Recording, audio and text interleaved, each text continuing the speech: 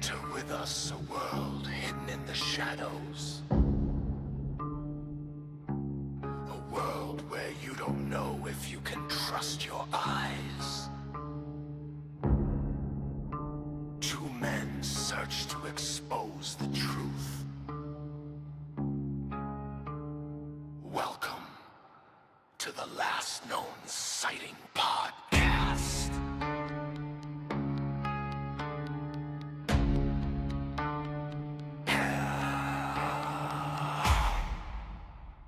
Welcome, everyone, to the Last Known Sighting Podcast, the podcast where we explore the world in the shadows. My name is Nathan, And I'm Kalen. and today's episode, we have an interesting one for you. It's the Nazca Lines. Yes, sir.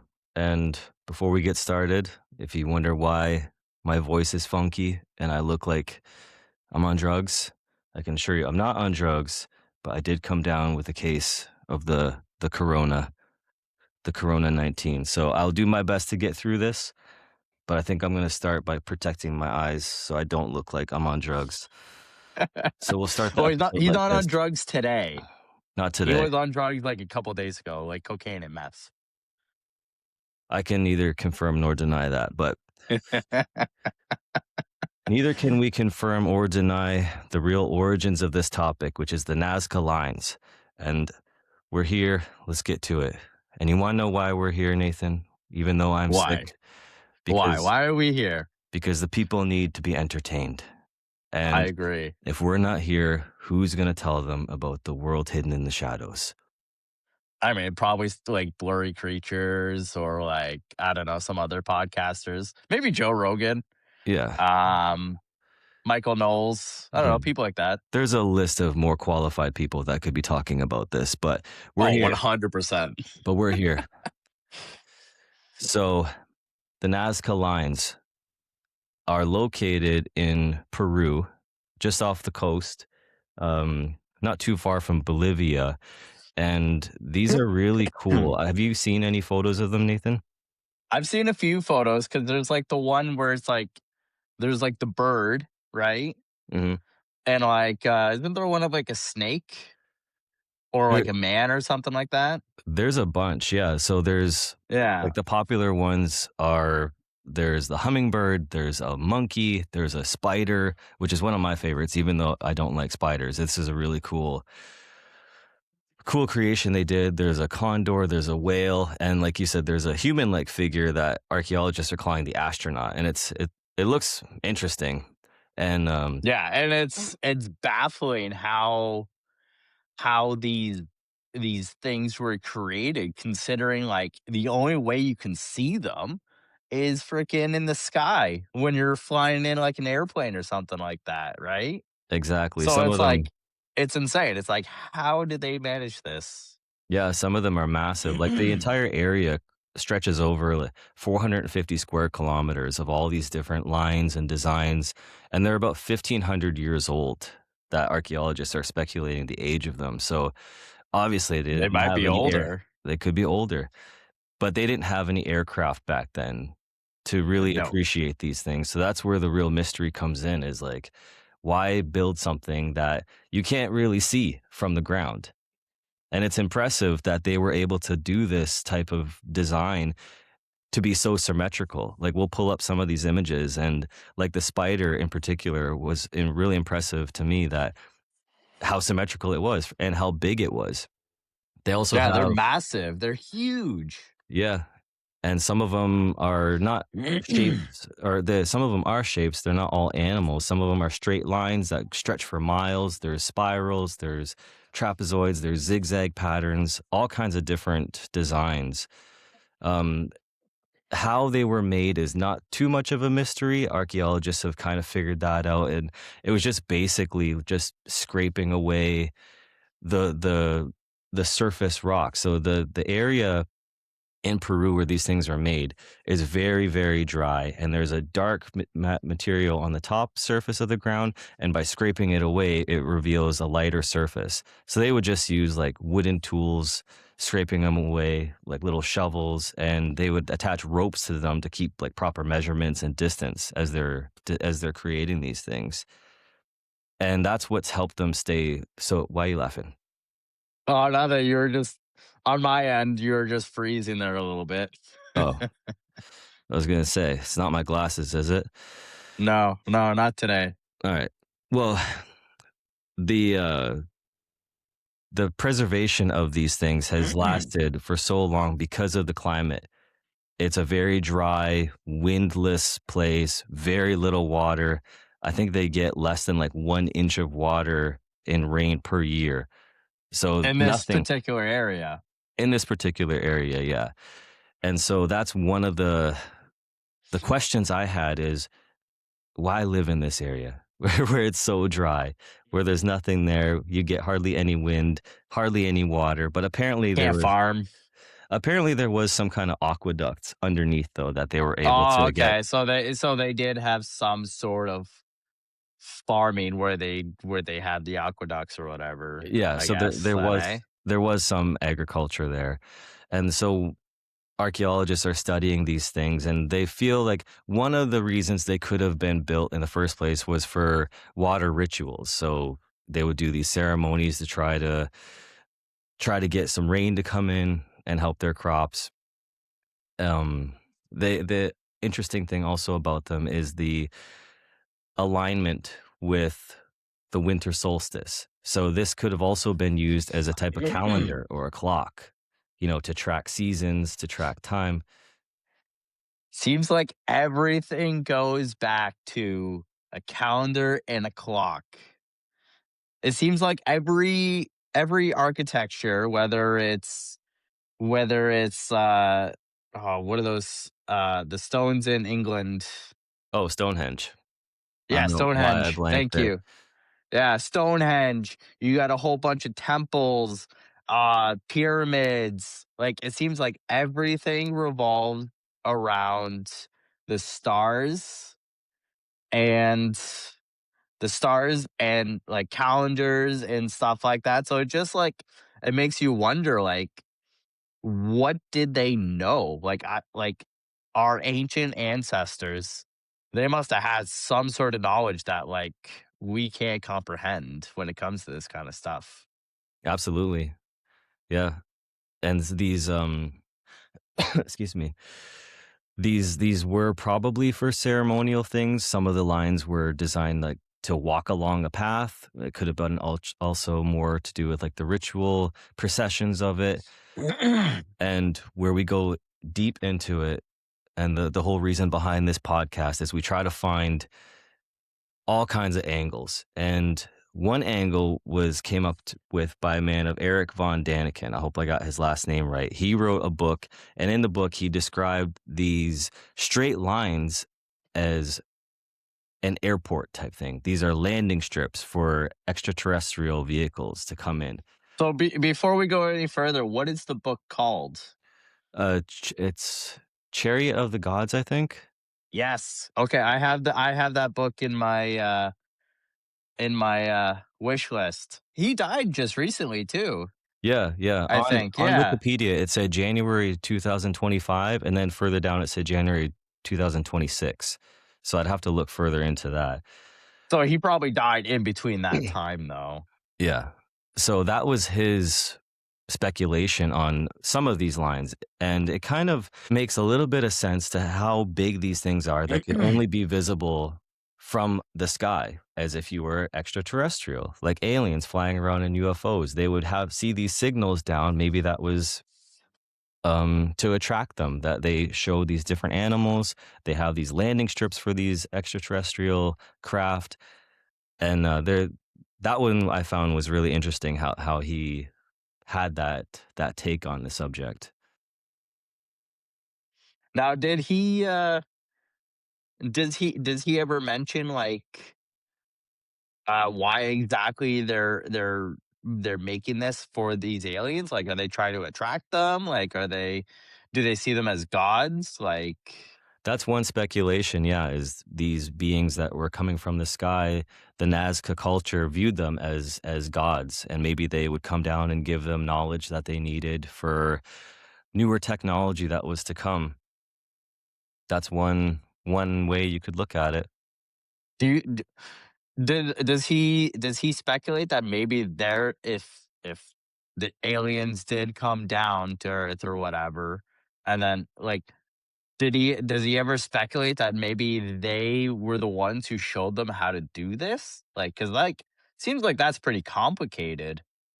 Yeah, Like, how would you know that, like, if you scrape away just a little bit of dirt, these images will, like, stay forever, right? Like, it could have been a traditional thing passed down, but yeah, you're right. The origin of that, yeah, I don't think it's been determined yet on why do that in the first place. Because it seems like a lot of work too, especially if you're a culture with limited resources, limited tools to put that kind of effort into designing these things is wild. yeah.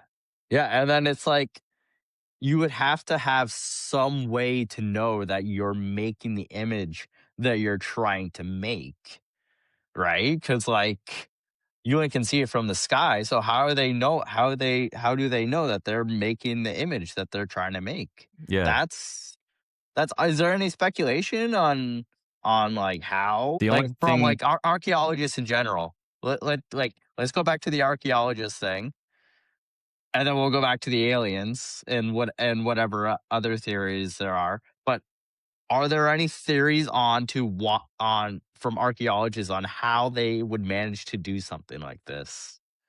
with the research I've found is just with the ropes was probably how they would keep the line straight and have The proper. Yeah, ropes? they would tie ropes around these wooden, like, scraping tools, and then when you pull them tight, that would maintain a certain distance, and then they could kinda walk side by side, and that would create, like, the legs of the spider, for example, how they're evenly spaced. But how would they know that they're making these images, though? That's the thing. It's like, if you don't have someone up high telling you, "Okay, you gotta go this way and then this way," right? Like, how would you know you're doing it properly? Yeah, you'd almost nowadays, you'd have a drone up there or a helicopter, Yeah, you would and have make someone it a in the lot easier. sky, right? Like, even probably, like, I would probably say, like, in the 40s or something like that, if if you were to have someone if you were to have people do this, you'd I would imagine you would get someone in a plane or helicopter flying around and then, like, walkie-talkieing down to the people on the ground on where to go. Yeah, absolutely. And that can get back into the extraterrestrial part of it, is maybe they were the ones showing them how to do it. Okay. But the only theory that the archaeologist has is ropes. Yeah, yeah, I don't think Seems any kinda of. lacking. Yeah. Well, a lot of the research is given to this woman who, she was a mathematician. Her name's, I'm sorry if I pronounced the name wrong, but it's Maria Reach. She was a mathematician and archaeologist, and she spent decades studying these lines, mapping them out, and then toward the end of her life, focusing on protecting them because this could easily become a tourist attraction. They could get trampled on. They could get ruined, right? They could be Oh, subject. 100%. Yeah, there could be a highway going straight through them. So she tried her best to protect them and try to figure out the reasoning for the Nazca culture to create them. So a lot of the research is thanks to her and the people that she worked with. And Yeah. she's often credited for ultimately saving and preserving the Nazca lines from destruction. Oh, okay, well, good for her. That's good to hear.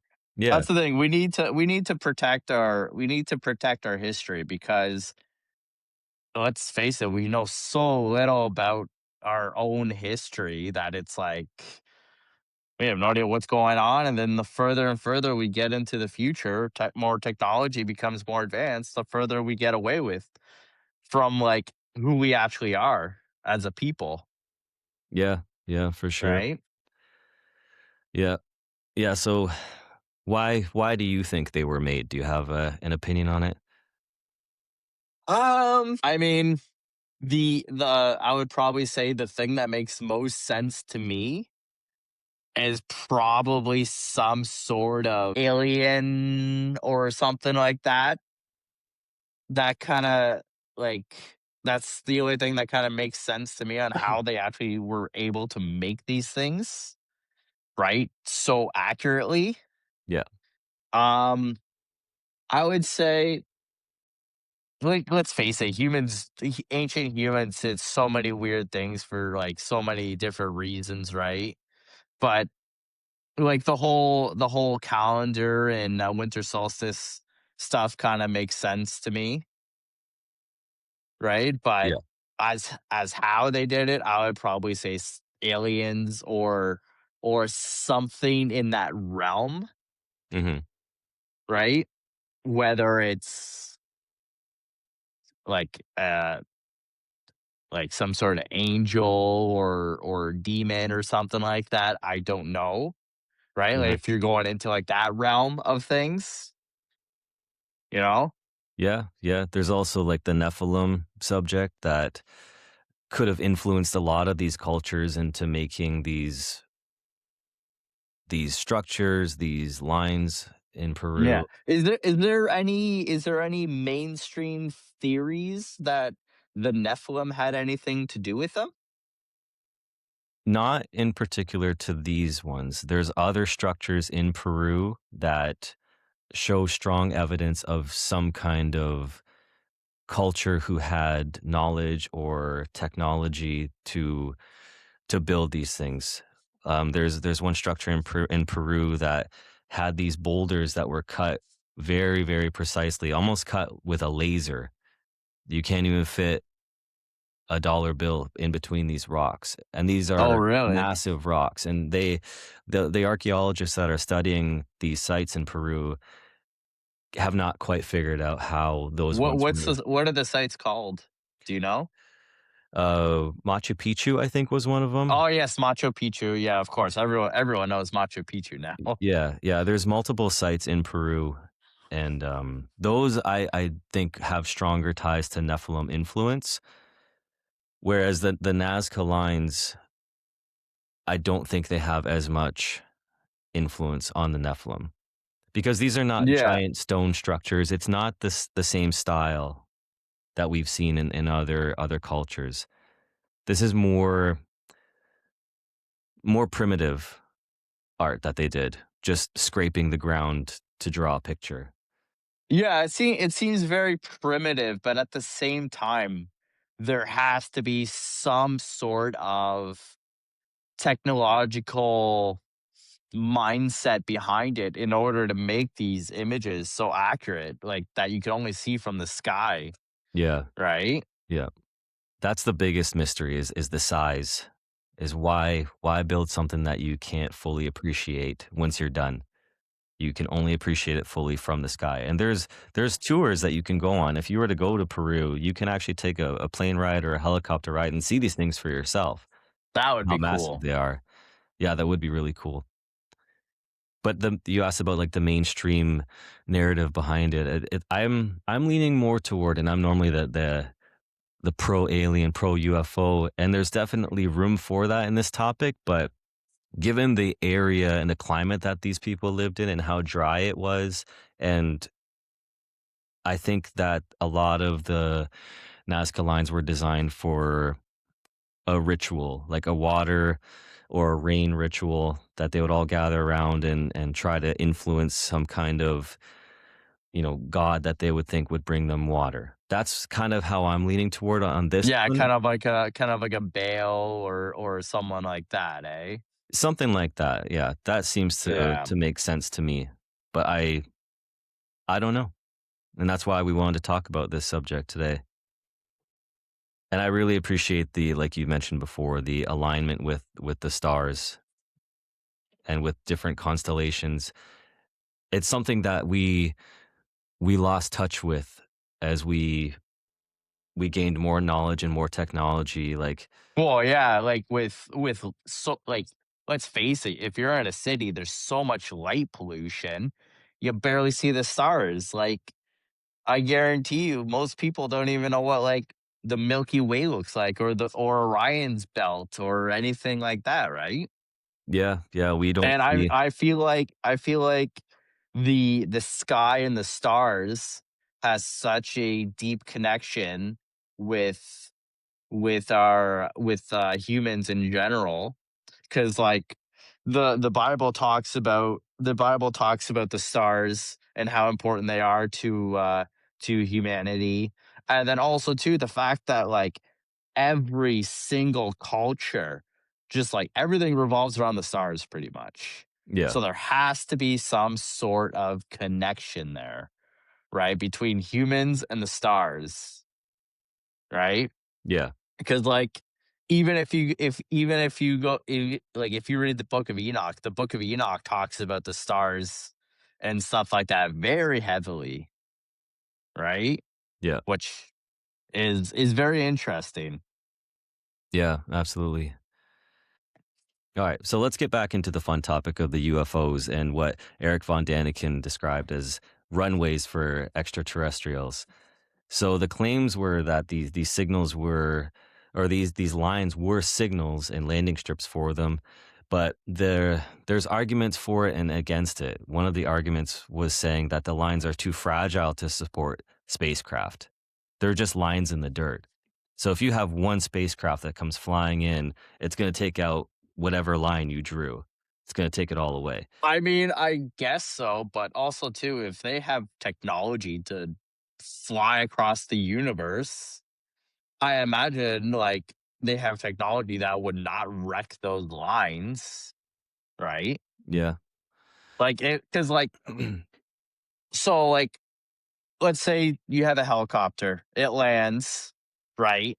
When it's landing, it's blowing all the dirt like all over the place, right? But I would imagine like the alien technology, they could just land without making a sound, Yeah. right? Or even lifting like a smallest particle. Yeah. Yeah, that's true. They could have had something that doesn't really create a lot of wind or a lot of disturbance on the ground. Yeah, Yeah. exactly. Like whenever you hear about UFOs or whatever, it's like they always talk about how like you they couldn't really hear them or anything like that, right? Yeah. Yeah. Yeah, I mean, it's definitely possible, and we could also get into the lost civilization idea like you mentioned earlier about, was there somebody who taught them that maybe wasn't aliens? Was it the Nephilim? It's in the discovery of these lines, there hasn't been any high-tech tools found on the site, but some tools were found, so that's how they can determine so far that they was just like wooden tools with ropes Yeah, on them. kind of like a hoe or something like that, Yeah, yeah, right? Some sort of like bladed object where they could just like kind of dig into the earth. yeah, and the Nazca culture themselves were not known for their technology. They were just, like we mentioned before, a very, very primitive culture. They didn't have much for technology back then. Yeah. Well, also too, the whole idea that like some sort of ancient civilization could have taught them uh definitely holds water, because you think about the area of Peru, and like you got Machu Picchu. There's legends of giants roaming around the woods in Peru and stuff like that, right? There's temples of these ancient cultures and stuff like that. So there's definitely there's definitely like uh some volatility to this idea that like some sort of ancient culture could have taught them how to make these images, Yeah, right? yeah. So it's really, this whole story is at a bit of a crossroads. It's a mix of archaeology, religion, astronomy, and ancient cultures, ancient mystery cultures. And the more research that's done on these using drones, using AI, more of these lines are being discovered that weren't seen before. So it'll be interesting to see if there's any new developments that come out of these lines. What new ones have been discovered lately? Like, what are some of the latest ones that have been discovered? That's a good question. I'll put up a few on the screen that have been found so far, and I'll put up another one of what new ones have been found. I don't know exactly which ones. Is there anything saying where like when they've been discovered or anything like that? I believe they were discovered in the 40s. Oh, okay. Yeah, that's when Maria Reach started working on them. Oh, okay. Yeah, on Okay. mapping them out, and I think she was kind of cleaning them up because it had collected a little bit of residue on top. So she, yeah, spent a lot of time with these things. Okay. I would like to go to Peru one day and see the Nazca Lines and see the other megalith structures. Yes, going to Peru would be very interesting, especially too with a lot of the mythology around Peru with the giants and stuff like that. I think would be very interesting. Yeah, for sure. And we'll get into those topics in other episodes. There's a lot, and there's so much going on in Peru. There's Yeah, the Nazca Lines. There's the megalithic structures. There's the Peruvian mummies that they've discovered as of recently, and there's a lot of speculation on that. But there's something going on in Peru, or something was going on in Peru. It's a hot yeah, spot for this type of stuff. it's interesting. It's like almost like that area is like a big area where ancient civilizations obviously lived, right? Like before, like whatever you believe in, right? Whether you believe there was like a great flood that the Bible teaches, or like some sort of catastrophic destruction that like wiped these people out, right? Yeah, Obviously there was some massive civilizations that lived in those areas, right, at one point. And obviously they were highly intelligent and had some sort of impressive technology that we just don't know at this point. yeah, and that's what makes this topic so much fun. Yeah, exactly. Like it's the Nazca lines. The alien theories I think are pretty cool, and they even though I'm like the person where it's like, yeah, if aliens exist, cool. If they don't, cool. Like I'm on the fence when it comes to that stuff. I don't have a huge horse in the race, as you will, for that, right? But it's like it's a cool idea, right? Like does what's his Eric, Eric von Daniken. yeah, Eric von Daniken, does he go into any more of to like the alien theories with the lines, Nazca lines? Let me put my tinfoil hood on before I answer this question. Okay.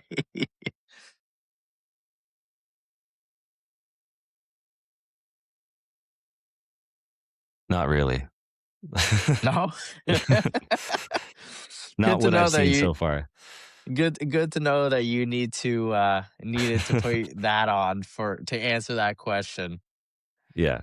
I gotta do more research on him, Well, but I really do want to check out his because he has a whole bunch of books, right, based on this subject. Like I said, I have Chariots of the Gods or whatever in my wish list yeah. that I gotta read, Yeah. right? I could have this wrong, but Chariots of the Gods, didn't Graham Hancock have a say in writing that book? Or I know there's a tie between Graham Hancock and that book. I don't know.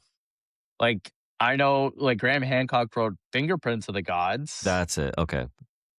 So you're probably thinking, like, he had something to do with that book, Yeah. but you're thinking of Fingerprints of the Yeah. Gods, Similar which I titles. recommend everyone read. It is very interesting, right? Yeah. Because he goes a lot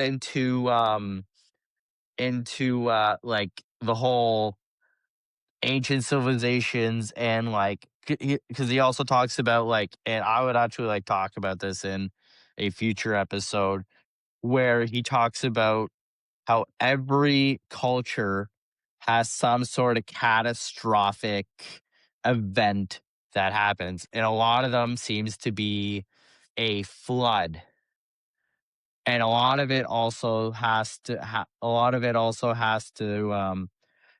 some sort of Adam and Eve character in these legends, like India, Pakistan, all these different cultures have some sort of Adam and Eve character in these in their history. Yeah. Yeah. Another guy that I think does really good work with the subject of the flood is Randall Carlson. Yes, Randall Yeah, Carlson is he has very a lot good. of good information on flood and how how he's been able to see in maps like different water erosion, how water Yeah, yeah, it's a clear indication of some kind of massive flood. yeah. Watch. If you're a Christian, obviously you believe in the Bible and you believe that Moses and the ark and the flood happened, and that would give a lot of truth to that, right? Yeah, yeah, I think you're talking about Noah and the ark though. Sorry, yeah, no, who did I say? Moses? Yeah, Moses. Or yeah, no, sorry, Noah and the ark, sorry. Yeah, both By the have way, a don't watch. history with water. Yes. By the way, Moses split the Red don't Sea. watch the Noah movie. It's awful. It's awful. Is that the Christian Bale one? No, that was Oh, no, the that Exodus. I got it backwards now. I have Yeah, no, the Christian Bale one was Exodus, where he plays Moses. yeah. So Noah was the one with Russell Crowe. yeah, I have seen that one. I got it backwards now too. I have corona, everybody. I have Yeah, an excuse. yeah, it messes with your mind apparently. Yep. But no, don't watch the movie Noah. It's awful. It's so inaccurate, and it's just, I swear the director just made a whole bunch of bullshit. Like, I did see both Exodus and Noah, and I found that when I was watching Noah, at the end of it, it was similar to like Transformers with the stone creatures that were helping them all the build it. Watchers. Yeah. Yeah, it The was a Watchers, crazy movie. even though it's funny because, like, in the movie, the Watchers, they, like, help Noah, which, what? Makes no sense whatsoever, and then they, like, when they, like, get destroyed or whatever, they go back to heaven, which never fricking happened, right? The Book of Enoch clearly states that they were sent to Earth to be punished. Right? Yeah. Like, after they mated with the women and had offspring with them, which were the Nephilim, God punished them and would not let them back in heaven. So that movie's just full of shit. Yeah. It's just Right? it's a Hollywood spin on it. That's all. Yeah. I think it's a disgrace, if you ask me. Like, I think it's just a mockery of Christianity, right? Exodus, I remember Exodus not being too bad. It was I more haven't watched it in a accurate than long time. Noah by far. Well, for sure. For sure, Yeah. Yeah, it's been a right? long time. I'll have to rewatch some of those movies, but yeah, I was a fan of Exodus. I thought Christian Bale did a good job, and it was pretty biblically accurate. Yeah, there are some things where I think that they, like, could have added or done better in or whatever. Again, I haven't seen it in a while, but I remember thinking that, but I would have to watch it again and see. Yeah. Yeah.